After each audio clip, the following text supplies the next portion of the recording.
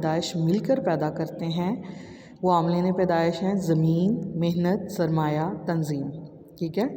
زمین سے کیا مراد ہے؟ زمین میں تمام چیزیں آ جاتی ہیں جو قدرتی اللہ تعالیٰ کی پیدا کی ہوئی چیزیں ہیں. زمین میں جنگلات بھی آ جاتے ہیں، وہ تمام چیزیں آ جاتی ہیں. محنت سے مراد ذہنی انسان کی ذہنی اور جسمانی کاوش ہوتی ہے. سرمایہ سے مراد ہر وہ چیز جو کہ مزید آمدنی حاصل کرنے کے لیے استعمال ہو سرمایہ کہلاتی ہے. اس میں پیسہ بھی آتا ہے، اوزار مشینری وغیرہ بھی آ جاتی ہے. اور تنظیم وہ ہستی ہوتی ہے جو چاروں عاملین کو اکٹھا کرتی ہے، کام پر لگاتی ہے اور آخر میں چیز کو بیچنے کا بندوبست کرتی ہے اور نفع نقصان کا دیکھتی ہے. اگر نفع ہو تو وہ اس کے حصے میں آتا ہے، نقصان ہو تو بھی اس کے حصے میں آتا ہے. چاروں عاملین کو ان کے معاوضے بھی وہی ادا کرتی ہے.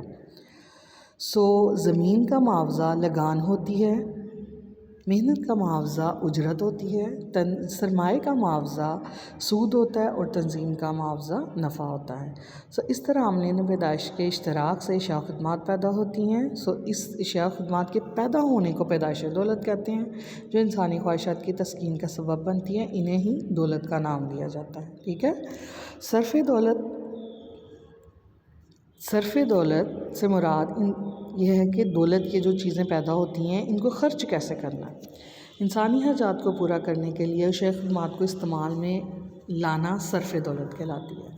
اور تسکین حاصل کرنا، ان سے دولت کی اس طرح خرچ کرنے کو صرف دولت کا نام دیا جاتا ہے.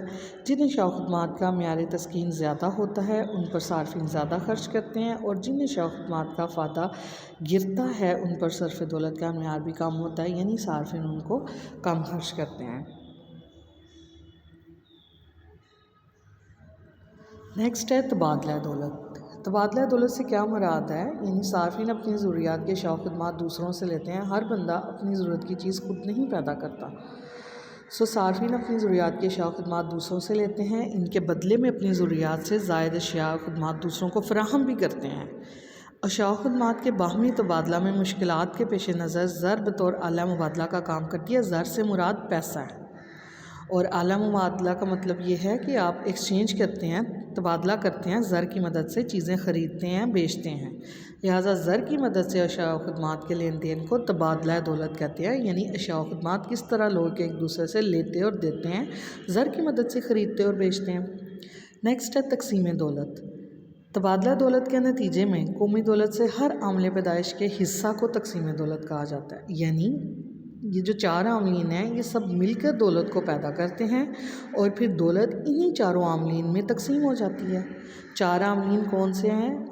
زمین، محنت، سرمایہ اور تنظیم. ان کا حصہ کس طرح ملتا ہے؟ زمین کو اس کی لگان مل جاتی ہے، محنت کو اس کی اجرت اور سرمایہ کو سود ملتا ہے، اور تنظیم کو نفع کی صورت میں معاوضہ مل جاتا ہے. یعنی دولت انہی میں تقسیم ہوتی ہے، اور یہ معاوضہ جات تقسیم دولت کے مختلف اصولوں کے مطابق ادا کیے جاتے ہیں.